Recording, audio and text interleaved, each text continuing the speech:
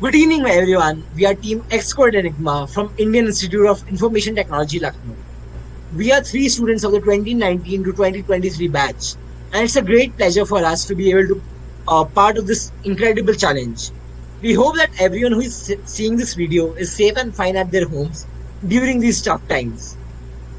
So we decided to take part in the information security challenge, and we decided to work on the asset discovery and monitoring tool. So the first challenge that we faced was that there was no actual availability of data of an asset, of an organization's asset, even be it a mock data. So we worked on creating a virtual lab where you can access data, where you can list devices, and where you can find all the data easily accessible. We set this up on a Windows server so that we could make sure that if this tool is to be actively deployed in an organization, it is already ready, and thus we made a virtual lab where all of it has been tested and deployed. You can see the various functions that are available and have been added by us. So now that you have been able to see the virtual app set us by up, now what matters is that how the tool works. So what we have built is a single click to run tool which provides easy integration and easy deployment for an organization. So just by simply entering a main.py command, you can run this tool. Now you'll be able to see that this requires administrative privileges.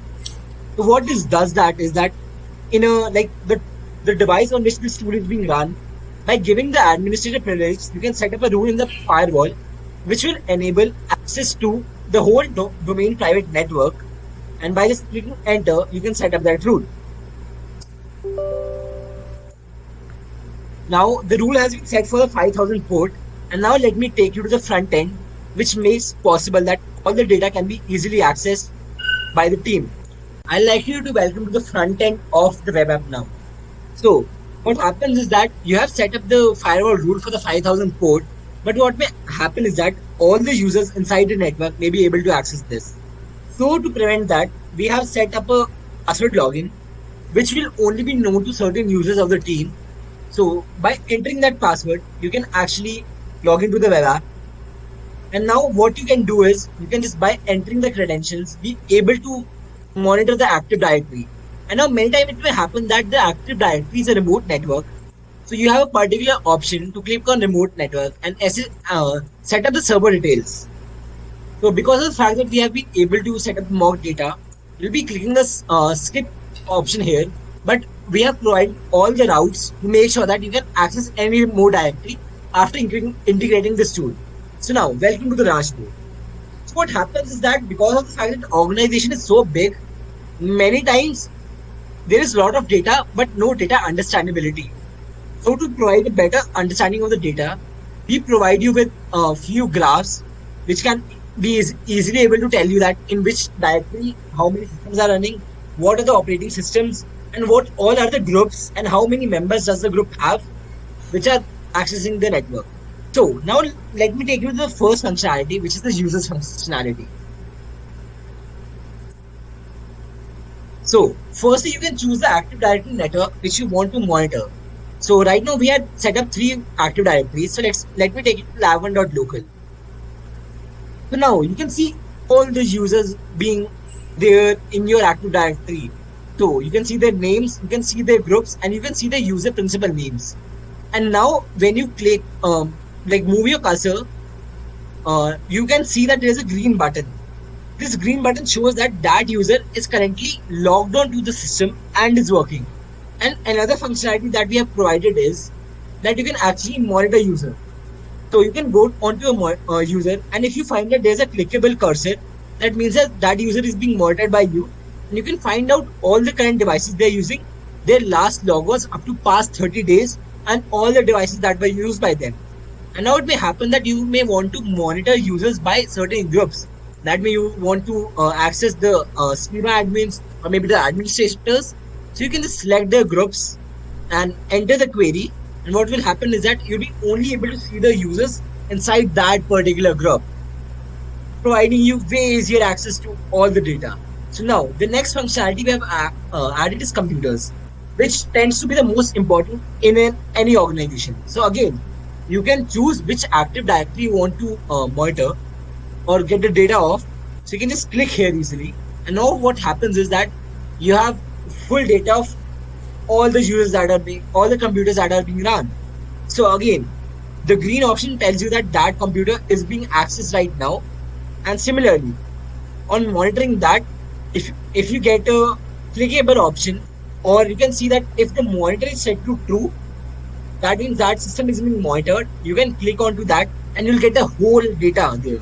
You can see the current user source IP, you can see the MAC, you can see the last logons. And now one interesting thing that you'll see is last user source. So here default means that there was a physical login, and if you see that there's not default but a certain IP, so you can actually see that if the user accesses the system through a remote desktop protocol, you can actually see the user's IP address and MAC address to identify from where the data is being logged on. And another functionality that we have added is a filter, because it may happen that firstly there's a group functionality which we already showed you. Next is sorting it on the basis of operating systems. So what happens is that there are multiple operating systems and multiple IO devices.